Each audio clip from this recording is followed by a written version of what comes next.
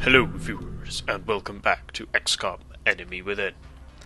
Okay, so this is a slightly strange video, as is the next one, because I recorded this, and Fraps decided that I didn't have a microphone, so it didn't actually record any of the audio of me playing the game, as in any of my voice, rather than any of the game.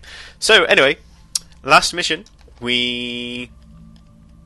did we do last mission? It's been a few days since I played, because I've been away. We fought a downed UFO, that was it, and shot up some ethereals, and we are currently researching the ethereal device, which will be ready in 3 days, as I point out on the screen.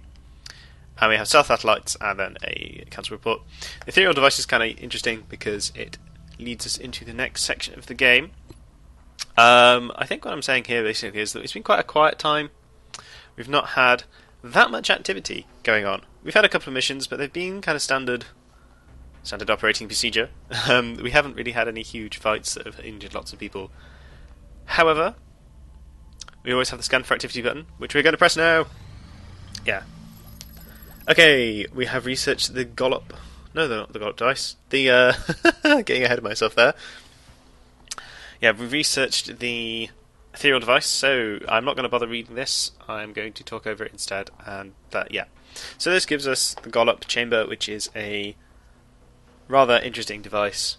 It leads us into the sort of end game of the game. I'm not sure if Enemy Within makes any changes to that, but we'll see. Essentially, the aliens have a hive mind system using this Silink ability they have, and we wanted to try and gain access to that using this new device that we've discovered. Anyway. Yep, okay, push the button now. Push the button. What am I talking about? Probably something boring. Probably just exactly what I just said. This is really weird. I've never had to do this before. I mean, I've talked over playing Minecraft, but never sort of this sort of thing. Anyway, yep, we have the Gollop chamber, which we need to build. The next research project, well, I was thinking about doing some of these other research projects because there's a lot of dross here that we could do. We got these 2 autopsies, which I kind of want to get out the way. But right now, I think the psi armor is probably the most interesting thing, considering we've gotten 4 psi troopers right now. We kind of need to do something with them, and the psi armor really helps. I'm not sure what the armor value is on them. It's obviously not as good as Titan armor, but I think it's probably better than like the Ghost armor or the Skeleton armor. Skeleton suit. So, do I research the psi armor? No, I researched the fusion lance. To completely randomly change my mind, I researched the fusion lance, which is a version based off the fusion core, and that'll be ready in 6 days. Until then, we are going to... Oh yeah, so we want to build the Gollop chamber and apparently disconnect from whatever it is that I was connected to that made that noise. Apologies for that. That's kind of annoying. That is if until it came through. It probably didn't actually. Never mind. Ignore that. Anyway, so we want to build the Gollop device, the Gollop chamber, but we don't have anywhere excavated, so we have to set some excavations going and do 2 just in case we need to build something else afterwards. I kind of regret building that laboratory now in a way. I mean, we are doing faster research, but yeah, not convinced that was a great plan. Anyway, stealth satellites get finished. Stealth satellites are good because they just mean that UFOs basically have a harder time shooting them down. And we have a similar problem as we did in the research department as we do in the foundry, which is basically we have a bunch of dross left that I don't really know what to research. We've got a bunch of stuff for the heavy weapons platform, which is the Shiv.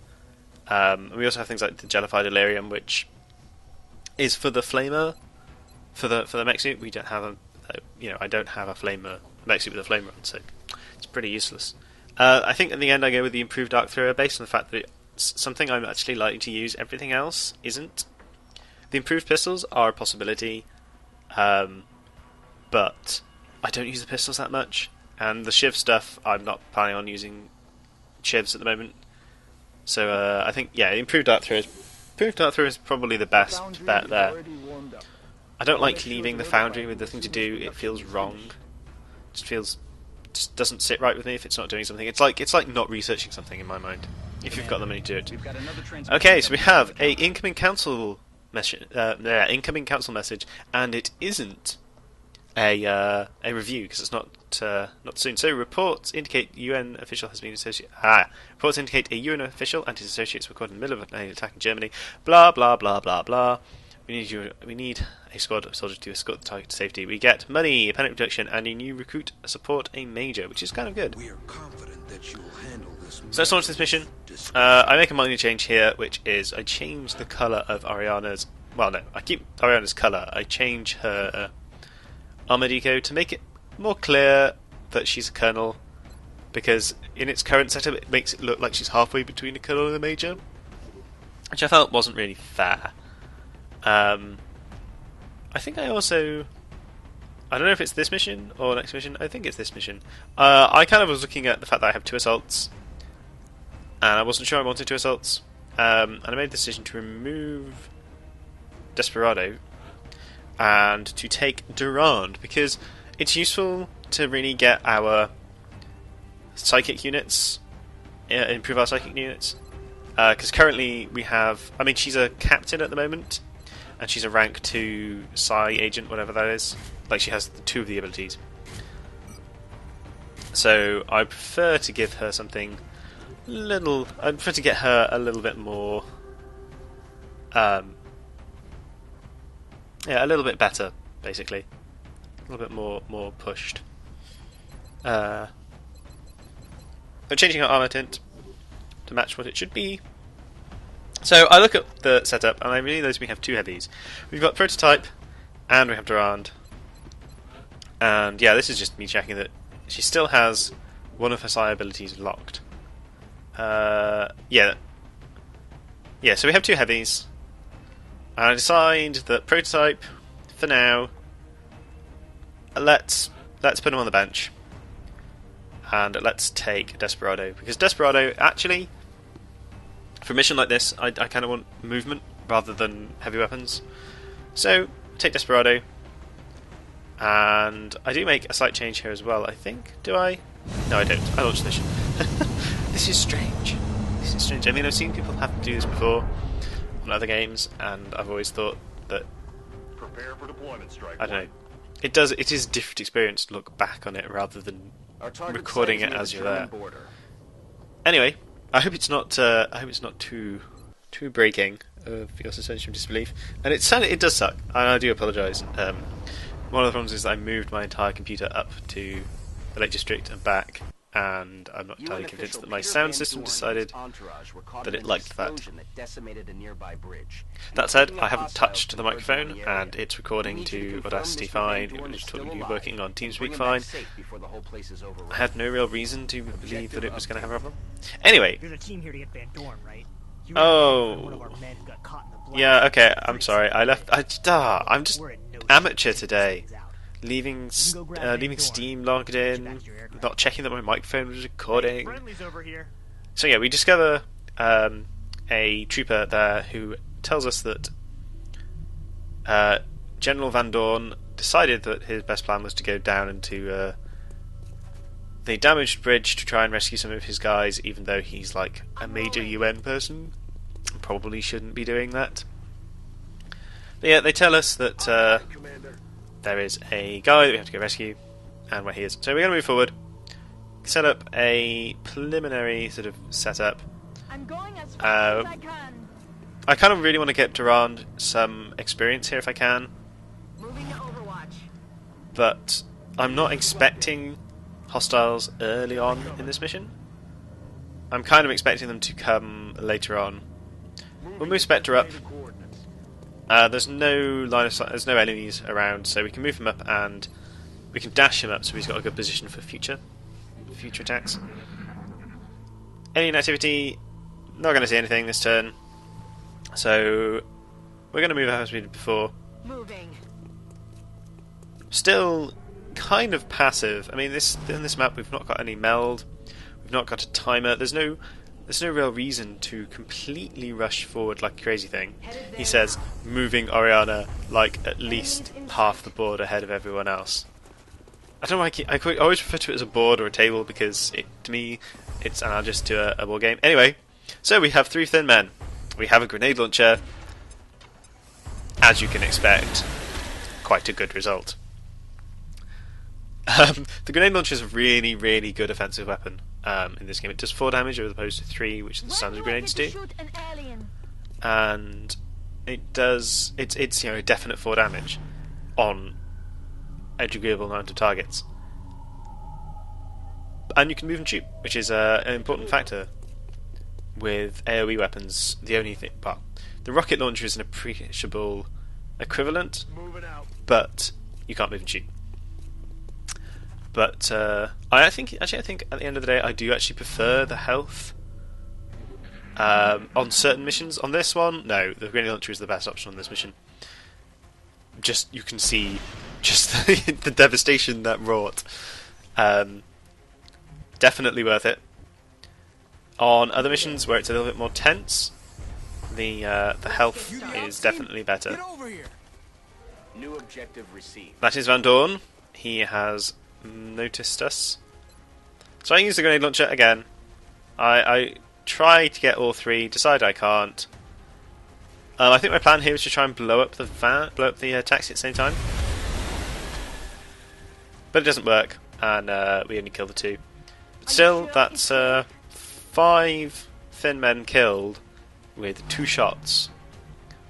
So, okay, you can't reload the grenades per se, but that's still pretty good. I'm pretty happy with that. So we're going to move forward. I'm trying to take a position up here that's still in cover, just in case something comes in from behind, drops behind us. That's affirmative. And I'm also trying to prepare for grabbing this guy and then escaping as quick as possible, which shouldn't be too bad. It should be pretty easy just to escape. Okay, so we get an excellent shot from around here, basically through the legs of Oriana on an Overwatch, which gets her promotion, which is excellent. That's what I'm looking for. Not fair if I have all the fun. Van Dorn is being a bit of an idiot. Okay, so let's move Oriana down. Heading to that location. In hindsight, this is probably a bad plan because I don't actually get within his AO to activate him, so I can't move him. And I do find 2 squads of thin men on this ridge up here, and my initial response is grenade, because that seems to have worked in the past. The annoying thing is I can only see 3 of them, so I go with the 2. I can see, well, there's 2 I can hit. There's some more I can possibly hit, but I decide not to. Decide to go with the 2 I definitely can see and definitely can hit. The irritating thing here is that I can't really get everyone else up into a good position at this point. Pixie, I believe... Do I actually get her in? No, I dash her up because I just kind of think, well, let's get everyone up as close as possible. Even dashing there, I don't get her in range, which sort of encourages me to dash everyone else forward. Which goes counter to my original plan of sort of grab him and run back. On the move. But I kind of see red. I'm a bit buoyed by the ease of which I'm killing these thin men with the grenade launcher. And frankly, anything. They've got full health, and I've got really good aim now. So yeah, we have a thin man approach us tentatively. He shoots. He misses. I get reactive sensors. Oriana shoots. She doesn't miss. she also kills. Like I mentioned this in the original recording. This weapon has an odd animation system. It seems to kill things with the pre-fire than it does with the main fire. Oriana takes 6 damage there. Oriana takes 6 damage there from a thin man, and then I realise that I'm actually not in range. Boom, kill shot. Yeah, I realise I'm not in range of Van Dorn to pick him up. But Oriana's fire then move does give us like the right to, well, just gives us the ability to go grab him. See, I'm convinced now that I do have the ability to move him because I think I've picked him up, but nope, I keep accidentally going into the fire. I cycle through everybody to try and make sure that I haven't, that I don't actually have access to him. And eventually the penny drops, and I realise, oh wait, I haven't actually grabbed him yet. So Oriana takes one step forwards. I'm still breathing, but I can't say the same for a lot of my boys. Let's get out of here before any more of those things show up. Okay, Durand, take up a position. Commander, Kind of an overwatching we should position. get the VIP back to the Sky Ranger as soon as possible. Yep. We have Get a him new back objective. to the Sky Ranger. It's a big sky. Get him out of there. I don't know what. So now we have access to him, and we're going to get him to basically charge away from the action, get him into some cover. And yes, an overwatch occurs, Man down. and he shoots, and he kills him. And this is what I get for not checking corners, not making sure ways are clear, not double checking everything, and basically being just stupid and ballsy and not counting enemies and generally just being ridiculous. And this is like, I decide like the objective here is to evac, and I just decide, do you know what? I'm getting some revenge. So Operation Soaring Whisper failed. Aliens killed 12, excellent lost to 0, but mission failed because of my own incompetence. Anyway, let's head back to base. Just click the button. Just click the button. Click it. Get on with it. Thank you. That mission annoyed me because it was just not on. Just not on. Anyway, heading back home. Landing at XCOM HQ. Kinda sucks. But Durand has a promotion. She's been promoted to Major. She has Will to Survive. Reduces all damage taken by 2 if in cover and not flanked. It's a decent ability, especially for a Psy Trooper. Remember, Because once you put the armor on them, the psychic armor, their health drops considerably. If they've been in Titan armor, it's agreeable loss. So there, I'm just trying to. So yeah, so this is the screen I actually want now. So Germany is now with 3 blocks of panic. There's not much I can do about it. It's kind of annoying, but oh well. So kind of a little bit of time left. So let's get the fusion lance done. Both our excavations are completed, and we get the fusion lance. And then again, Steam reminds me that I'm stupid and an idiot. So what happens when I don't record for like over a week and then come back and try and record quickly because I've got lots to do today and end up taking vastly more time than I thought it would. Anyway, so we have the fusion lance. This weapon is among the most powerful we've recovered from the aliens, and we've already seen evidence of its devastating effect of our own aircraft. Unfortunately, it was clearly designed for much larger craft. Blah blah blah blah blah. Yeah, so we have the fusion lance available for manufacture. It's a very powerful weapon that's only equipable to the Firestorm, and we don't currently have the ability to construct it because I don't think we have any fusion cores left. Anyway, we're going to begin construction of the Psy armor. That was my decision, and I think we head down to engineering now. Yeah, we head down to engineering because what we want to do is construct our Gollop chamber. Gollop chamber priority, but we require 200 minis, which we don't have. So visit to Grey Market and let's sell some of the crap that we have, including some power sources, some flight computers which are damaged. We sell some of the power cores because we have less use for them, but that's enough cash. Head over to engineering, build facility, Gollop chamber, construct. So that will take 14 days, which is a fair chunk. And we have 12 days on our arc thrower. And yes, thank you very much for watching, and I hope you enjoyed, and I will see you next time. Goodbye.